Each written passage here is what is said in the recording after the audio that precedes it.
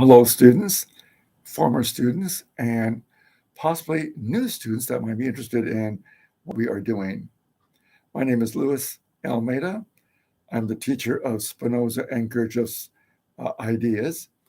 I've been a student of Gurdjieff and Spinoza for the last 50 years. I started at the age of 30, and now I'm 81, going on 82. I found Gurdjieff to be a stepping stone to the reality of how to come to a sense of self, a sense of I, self worth, self love, true happiness, self approval, a love of self, and the love of others. However, we have a nature. We cannot automatically go into a state of despair and then suddenly be happy. We cannot go from, say, being addicted to pornography or drugs or alcohol and just willfully change. There must be a process. What is that process? To know the causes of our desires and emotions. And how do we do that? Now, Gurdjieff talked about the nature of man, written by one of his students called Ouspensky. He wrote a fantastic book called In Search of the Miraculous. I recommend that you read it. And you can find it on my website, or you can just go to Amazon.com. But then in that book, I don't follow everything that Gurdjieff emphasizes. I only focus on the psychological nature of what Gurdjieff brings out, which is truly amazing. Such insight. He talks about, on page 65, knowledge and being. There's a great difference between just gathering information, but learning how to apply that information to oneself. That is the work. It's called improving our understanding. And this is where Spinoza comes in. Spinoza wrote his book during the 17th century, and it was banned. Why? Because it did not conform to traditional thinking. It challenged the status quo. Spinoza's books was rediscovered after 200 years after it was originally published, and it was published after his death. Spinoza was a radical, and Gurdjieff was too. Have thoughts that were outside the box. Some of you came to me, and some of you are still with me, with the idea that your life isn't working out the way you thought it would. So maybe I can help you. And some of you have made great progress. You feel more confident, more sense of self, and being able to handle the problems that come your way. You're more positive minded. These things are truly great. However, there's more. And this is where Spinoza emphasizes the idea that we have an intelligence, a true intelligence that when it is clear. Now, this is where the intelligence is. Now, Spinoza emphasizes that the mind is comprised of ideas that are clear and ideas that are confused. We want to know the difference. A clear idea represents an idea that corresponds to an object that exists in reality. There's a great difference between our imagination and the understanding. We need to know the difference. Now, imagination is important, no question. Einstein had a great imagination, and he took that imagination and began to probe the possibilities. And he discovered through the imagination of, say, riding a light beam. How did he imagine that? Imagine time and space, and other concepts. He emphasizes and expressed his ideas through formulas and equations. I have no idea what he was talking about, but I want to emphasize Einstein because he said something very important. He studied Spinoza, he loved Spinoza, and he said, "My God is a God of Spinoza." I have no idea what he meant by that. But he emphasized that the idea that there's more in space that's beyond our perception. For those who are highly intellectual, you're into mathematics, programming, computers, and the sciences. That's wonderful. But the area of human nature is more difficult. And this is where Spinoza emphasizes that we must know oneself, as Socrates emphasized. To know thyself is the greatest knowledge possible. And this is where Spinoza was different from other philosophers. Spinoza applied his ideas to himself. He wrote the book called The Ethics. There are 5 parts: on God, on the mind, on man's emotions, human bondage, and human freedom. But prior to those 5 parts of the ethics, there's another called the improvement of our understanding. And that must be understood. The improvement of our understanding. The whole idea is to learn how to improve our thinking, to know the difference when we have a clear idea and when our ideas are confused. Now, that's all I'm going to say about that. And I'm going to emphasize 2 books. Of course, you can read The Ethics by the Eloise translation, and In Search of the Miraculous by Ouspensky. Those are great books. However, you won't be able to follow it and understand it. Why? You need 2 books. You need one called How to Solve Life's Problems, written by my teacher, Gregory Grover, and is published. And it's extremely important. The chapter 26, the inner delight in solving problems. And I want to just explain just a little bit. The mind has many levels, ranging from very superficial to very deep. When our mind operates at a superficial level, the quality of our life is superficial. We live mainly from our senses and instincts. Our contact with others is also very superficial. We are guided almost entirely by our emotions.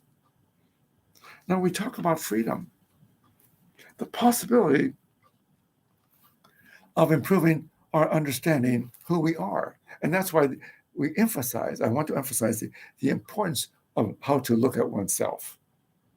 You cannot do this work of improving and growing spiritually by yourself. Gurdjieff emphasized that. He said, man is so easy to lie to oneself. You need a group. You need someone that has gone through the process of knowing the way. I think Spinoza calls it the 4th way. But I call it the higher conscious way. As Gurdjieff emphasized, that man is asleep. He lives from a semi-conscious state. He's a biological, semi-conscious, robotic being. What is semi-conscious? His mind is very confused. So I use Gurdjieff as an introduction to the work that I do. He brings out so much profound concepts that man is asleep, that is possible to awake, that man has buffers that prevents him from seeing the truth of himself, and the idea there's a difference between knowledge and being, and the great difference between our personality and our ego nature and our essential nature. Beautiful ideas, and the idea of identification and self-observation. These ideas are so profound. However, just by reading Gurdjieff, nothing's going to change. And that's where I come in. There's another book called The Way of Spinoza and Gurdjieff. I published both these books. You can go to my website, thewayofspinoza.com. Again, if you read my new book, and those who have been with me, or my former students, or students who just left, review this book. But there's going to be a lot of resistance, and there's obstinacy. One of the biggest problems we all have is we believe we have free will and free choice. I leave the work because I'm tired of my teacher telling me what to do. I don't like what my teacher said. I'm angry at him. He's putting too much pressure on me. Or he challenged me, and I don't like to be challenged. I don't like to be questioned, and I don't like to be told what to do. Or you might say, I've had enough. I don't want to study my nature anymore. But there are those who are interested in looking to yourself. And I've been doing this for over 50 years. It's a possibility to come to a truth of knowing yourself, becoming in touch with your true intelligence. Now, this intelligence is directly connected to God's intelligence, his infinite consciousness. Now, you cannot do this by meditation. Osho, Eckhart Tolle, and others, Alan Watts, talk about meditation. And there are many wonderful spiritual leaders, the Dalai Lama. Meditation, Buddhism, meditation. However, meditation is a great way to relax the body and to be still and stop the mind from overthinking. But they do not know what the mind is. The mind is a thinking thing. It's full of knowledge, full of information. However, not all the information that we have is clear. A lot of it is confused. And if you believe in free will, free choice, your mind is confused. And so therefore, you're going to be in pain and you're going to be suffering for the rest of your life. That sounds terrible.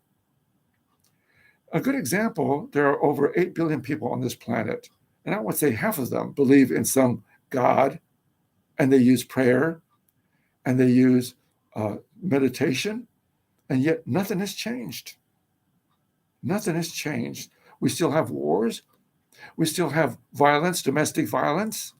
We still live in hate and anger, pain and suffering. Why? Why? It's because we do not know our true selves. And what is our self? The first self we begin to identify with is our ego and our personality. And that self is a low-level self. We live in a competitive state. We compare ourselves with others all the time. We can't help it. We feel envy if someone is doing better than we are. Or we might feel superior, that we are much superior than those who are less educated. Look at me. I live in a mansion. I drive a Mercedes. I have a lot of money. I have a retirement. I'm highly educated. I have a great position. I'm a doctor. I'm a lawyer, whatever. But still, you have pain, you fear, and you suffer. Why? Because you don't know yourself. What is there to know? Spinoza emphasized the idea that our mind is comprised of ideas that are clear and ideas that are confused. We must know the difference. We must know how to improve our understanding, how to come to clarity. Because the mind, when it is clear, truly clear, it has this power of understanding. And that's why this book, How to Solve Life's Problems, you're saying, well, there you go, son, a book.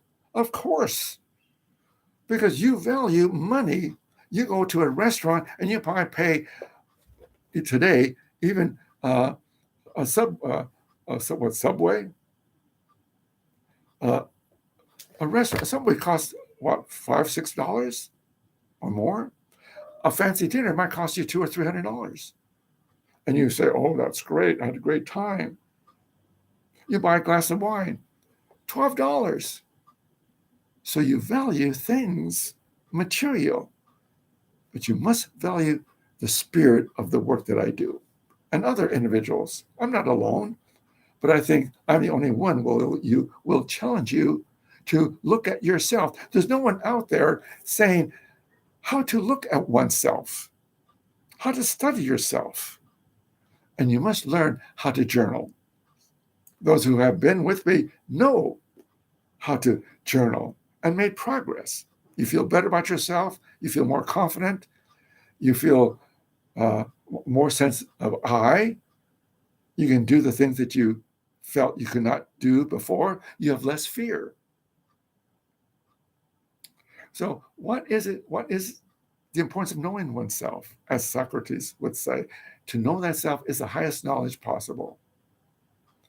To know thyself is to know our emotions. And how do we do that? Because our emotions are triggered all the time. We feel pain when our desires are not met. You meet someone, you have an appointment to meet someone at a restaurant. They never show up. You have an appointment at the doctor, and you have to wait an hour, 2 hours. Or you go to your car and to go to work, and it doesn't start. You go walk out of your house, and you forget your keys. Or you lose your job. You get a divorce. Pain, pain, pain, and pain, and we suffer. But what do we do? And this is where Gurdjieff and Spinoza are so important. Gurdjieff says that we must learn how to observe ourselves. But that's not what do we observe? Spinoza says we must observe our thinking. Gurdjieff emphasizes the body. That's not enough. You must understand how you are thinking. Perception. The lowest level of knowledge is hearsay and experience. The second level of knowledge is reason. Reason is good. It helps us see how things are put together, how things are made. And you can communicate with other individuals who are mechanics, surgeons, doctors, lawyers. You can communicate at a level that you can understand each other, a common language, reason. But there's a higher level called intuition, the highest level where few people are able to occupy. To do the work that I do, you must have intuition. To understand Gurdjieff and Spinoza, you must have intuition. You cannot do this yourself. So I emphasize my teacher's book, How to Solve Life's Problems, and my book, The Way of Spinoza and Gurdjieff. I've broken down Gurdjieff and Spinoza in a way that you can understand, but you must put in effort. I hope to hear from you. For those who left me, you might want to come back. Let go of your pride and your ego, for God's sakes, and come back. New students, you decide. Thank you for listening.